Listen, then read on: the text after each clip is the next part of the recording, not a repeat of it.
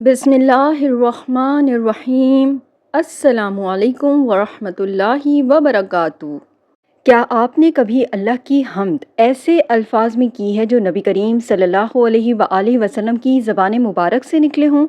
ایسے الفاظ جنہیں فرشتے بھی لکھنے سے قاصر ہو جائیں۔ آج ہم ایک ایسی دعا سیکھیں گے جو صرف حمد نہیں بلکہ جنت کا دروازہ کھلوانے والی کنجی ہے۔ آئیے اس دعا کی حقیقت جانتے ہیں، قرآن، حدیث اور صحابہ کی زندگیوں کی روشنی میں۔ یہ دعا ہے الحمدللہ حمدن کثیرن طیبن مبارکن فی، جس کے معنی ہیں تمام تعریفیں اللہ کے لیے ہیں، ایسی تعریف جو بہت زیادہ ہو، پاکیزہ ہو اور جس میں برکت ہو۔ اس کا روحانی مفہوم یہ ہے کہ یہ صرف الفاظ نہیں، یہ دل کی وہ پکار ہے جو بندے کو اس کے رب سے جوڑ دیتی ہے۔ جب ہم کہتے ہیں حمدن یعنی تعریف، شکر، حمد و ثنا، کثیرن بہت زیادہ، بار بار، بکثرت، طیبن ہر قسم کی ناپاکی سے پاک، اور مبارکن فی ایسی تعریف جس میں اللہ کی خاص برکت ہو۔ آئیے اس دعا کا روحانی پیغام جانتے ہیں۔ سب سے پہلے شکر گزاری کا اعلیٰ درجہ۔ یہ الفاظ صرف ظاہری زبان سے شکر نہیں بلکہ ایک دل کی گہرائیوں سے نکلی ہوئی حمد ہے جو بندے کے مکمل انکسار، محبت اور عاجزی کو ظاہر کرتی ہے۔ دوسرا، اللہ سے مضبوط تعلق کا پیغام۔ جب کوئی بندہ دل سے اللہ کی حمد و ثنا کرتا ہے تو وہ دراصل اللہ کے ساتھ اپنا تعلق مضبوط کر رہا ہوتا ہے۔ یہ دعا انسان کو دنیا کی شکایات سے نکال کر رب کی رضا کی طرف مائل کرتی ہے۔ تیسرا پیغام، پاکیزگی اور اخلاص کی علامت۔ لفظ طیبن ہمیں یاد دلاتا ہے کہ ہماری حمد خالص نیت کی پاکیزگی کے ساتھ ہو، نہ دکھاوے کے لیے، نہ مجبوری میں، بلکہ محض اللہ کی رضا کے لیے۔ چوتھا پیغام، برکتوں کا نزول۔ مبارکن فیہ دعا کے ذریعے ہم اللہ سے یہ بھی مانگتے ہیں کہ وہ ہماری حمد کو قبول کرے، اس میں اپنی خاص برکتیں ڈال دے اور ہمارے دل و دماغ، رزق، اعمال، گھروں اور اولاد میں برکت دے۔ پانچویں اور آخری بات، فرشتوں کی حیرت اور خوشی۔ حدیث میں ہے فرشتے اس حمد کو لکھنے کے لیے ایک دوسرے سے سبقت لے جاتے ہیں۔ اس سے معلوم ہوتا ہے کہ یہ کلمات آسمانوں میں مقبولیت کا درجہ رکھتے ہیں۔ آئیے اب جانتے ہیں اس دعا کا قرآن پاک سے تعلق۔ قرآن پاک میں اللہ کی حمد و ثنا کو ایک نہایت عظیم عبادت قرار دیا گیا ہے۔ حمدن کثیرن طیبن مبارکن فیہ ان تمام قرآنی تعلیمات کا نچوڑ ہے۔ حمد کی تاکید قرآن میں۔ سورہ فاتحہ کی آیت 2، الحمدللہ رب العالمین، قرآن کی سب سے پہلی آیت حمد سے شروع ہوتی ہے، جو اس بات کی دلیل ہے کہ ہر عمل، ہر عبادت اور ہر دعا کا آغاز حمد سے ہونا چاہیے۔ دن رات کی تسبیح کا حکم۔ قرآن مجید بار بار ہمیں اللہ کی حمد کرنے کا حکم دیتا ہے۔ سورہ قوف کی آیت کا ترجمہ، پس اپنے رب کی حمد کے ساتھ تسبیح کرو سورج کے طلوع ہونے سے پہلے اور غروب ہونے سے پہلے۔ یہ آیت ہمیں سکھاتی ہے کہ حمد صرف زبان کا ذکر نہیں بلکہ ایک وقت کا عمل بھی ہے۔ صبح و شام کا معمول بنائیں۔ اہل جنت کی زبان پر بھی حمد۔ سورہ یونس کی آیت 10 میں، یعنی جنت میں بھی بندے کی آخری بات الحمدللہ رب العالمین ہوگی۔ یہی حمد، یہی شکر، یہی نجات کا ذریعہ۔ حدیث کا حوالہ جانتے ہیں۔ نبی کریم صلی اللہ علیہ وآلہ وسلم کے زمانے میں ایک صحابی رضی اللہ تعالیٰ عنہ نماز میں شامل ہوئے اور صف میں شامل ہونے سے پہلے رکوع میں چلے گئے۔ جب نماز مکمل ہوئی تو رسول اللہ صلی اللہ علیہ وآلہ وسلم نے ان سے پوچھا، کس نے وہ الفاظ کہے جو ابھی میں نے سنے؟ صحابی رضی اللہ تعالیٰ عنہ نے عرض کیا، یا رسول اللہ، میں نے کہا حمدن کثیرن طیبن مبارکن فیہ۔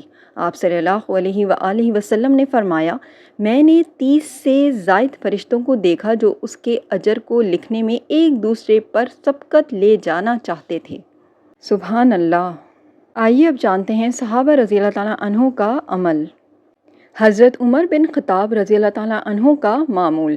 حضرت عمر رضی اللہ تعالیٰ عنہ نہ صرف نماز کے بعد بلکہ زندگی کے کئی مواقع پر اللہ کی حمد کو معمول بنایا کرتے تھے۔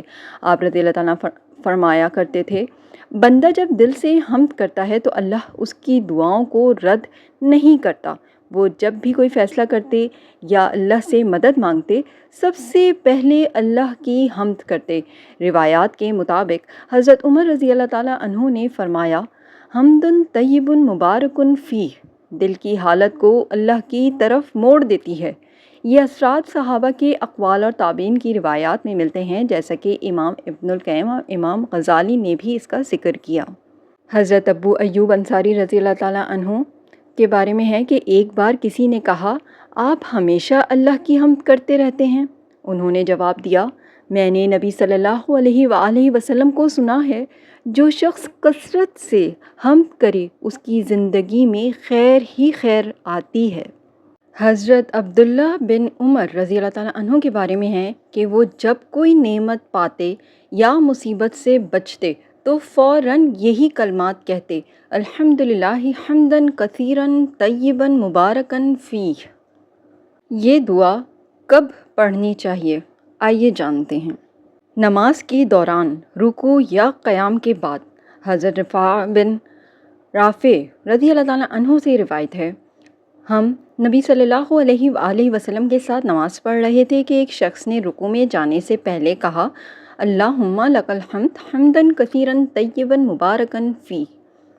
جب نماز مکمل ہوئی تو نبی کریم صلی اللہ علیہ وآلہ وسلم نے فرمایا، میں نے تقریباً 30 سے زائد فرشتوں کو دیکھا جو اس بات پر ایک دوسرے سے آگے بڑھنے لگے کہ کون پہلے اس بندے کی بات لکھے۔ یہ کلمات اس شخص نے سمیع اللہ لمن حمدہ کے بعد کہے تھے، یعنی رکوع کے بعد جب قیام کیا جاتا ہے۔ نماز کے بعد یہ دعا ذکر و اذکار میں بھی پڑھی جا سکتی ہے، خصوصاً فجر کے بعد 100 مرتبہ دل کو ذکر کی لذت دینے کے لیے۔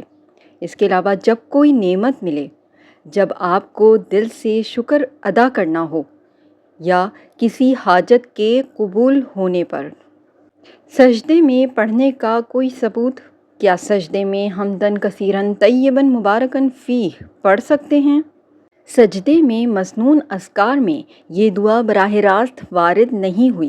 سجدے میں نبی کریم صلی اللہ علیہ وآلہ وسلم نے جو اذکار سکھائے ہیں وہ کچھ یوں ہیں، سبحان ربی العلی، اللہم اغفر لی، سبوح قدوس رب الملائکۃ والروح وغیرہ۔ لہٰذا حمداً کثیراً کی جو دعا ہے، اس کا سجدے میں پڑھنے کا کوئی واضح ثبوت حدیث یا عمل صحابہ رضی اللہ تعالیٰ عنہ سے موجود نہیں۔ سجدہ دعا کا مقام ضرور ہے، لیکن وہاں وہی دعائیں پڑھنا افضل ہے جو نبی کریم صلی اللہ علیہ وآلہ وسلم سے ثابت ہیں۔ آئیے اب اس دعا کے روحانی فوائد جانتے ہیں۔ فرشتوں کی فوری توجہ، جیسا کہ حدیث میں ہے، جب ایک صحابی رضی اللہ تعالیٰ عنہ نے یہ الفاظ نماز میں کہے تو 30 سے زائد فرشتے اس پر جھک پڑے کہ کون پہلے اس کا اجر لکھے، یعنی یہ دعا آسمان پر فوراً نوٹ کی جاتی ہے اور اللہ کے خاص فرشتے اسے سنبھال لیتے ہیں۔ دعا کی قبولیت کا دروازہ، جب بندہ اللہ کی ایسی خوبصورت حمد کرتا ہے تو اللہ اسے محروم نہیں فرماتا۔ اللہ کی حمد دعا کی سب سے بڑی کنجی ہے۔ سورہ ابراہیم کی بھی آیت میں اس کا ذکر ہے۔ نیکیاں کئی گنا بڑھ جاتی ہیں۔ نبی صلی اللہ علیہ وآلہ وسلم کے الفاظ سے پتہ چلتا ہے کہ یہ دعا عام ذکر سے بڑھ کر ہے۔ اس میں کثرت، پاکیزگی اور برکت کے الفاظ شامل ہیں جو نیکیوں میں اضافے کا ذریعہ بنتے ہیں۔ آئیے اب جانتے ہیں قرب الہی کی حقیقت۔ حدیث قدسی میں آیا ہے، میرا بندہ جب کہتا ہے الحمدللہ رب العالمین تو میں کہتا ہوں میرے بندے نے میری حمد کی۔ حمداً کثیراً طیباً مبارکاً فیہ، یہ الفاظ اللہ کو اتنے محبوب ہیں کہ وہ خود بندے کی طرف رحمت سے متوجہ ہو جاتا ہے۔ سورہ یونس کی آیت 10 کا ترجمہ، ان اہل جنت کی دعا ذکر جنت میں یہ ہوگی، سبحانک اللہم، اے اللہ تو پاک ہے، اور ان کی آپس کی بات چیت سلام ہوگی، اور ان کی آخری دعا یہ ہوگی، الحمدللہ رب العالمین، سب تعریف اللہ ہی کے لیے ہے جو تمام جہانوں کا رب ہے۔ اہل جنت کی آخری دعا بھی حمد ہی ہوگی، یعنی اللہ کے قریب ترین وہی ہوں گے جو شکر گزار اور حمد کرنے والے ہوں گے۔ جب بندہ صرف الفاظ سے نہیں بلکہ دل سے حمد کرتا ہے، تب وہ ذکر سے ذکر تک، رب کی یاد سے رب کی قربت تک سفر کرتا ہے۔ اللہ کا سب سے پسندیدہ کلمہ۔ نبی صلی اللہ علیہ وآلہ وسلم نے فرمایا، جامع ترمذی کی حدیث ہے، یعنی سب سے افضل ذکر لا الہ الا اللہ ہے اور سب سے افضل دعا الحمدللہ ہے۔ صحیح مسلم کی ایک اور حدیث ہے، اللہ کے نزدیک سب سے محبوب کلمہ الحمدللہ ہے۔ صحیح مسلم کی ایک اور حدیث میں ہے، الحمدللہ ترازو کو بھر دیتا ہے، یعنی نیکیوں کے پلڑے کو بھاری کر دیتا ہے۔ مسند احمد میں ہے، جب بندہ کہتا ہے الحمدللہ علی کل حال تو اللہ تعالیٰ اس کی حالت میں برکت عطا فرماتا ہے۔ اس دعا کے حوالے سے پوری ویڈیو کا اختتامیہ آئیے جانتے ہیں۔ کبھی دل اداس ہو، کبھی حالات سے گھبراہٹ ہو، کبھی لگے کہ دعائیں قبول نہیں ہو رہیں، تو اپنی زبان پر یہ الفاظ جاری کیجیے، الحمدللہ حمداً کثیراً طیباً مبارکاً فیہ، کیونکہ یہ وہ کلمات ہیں جو فرشتے بھی سن کر حیران رہ جاتے ہیں۔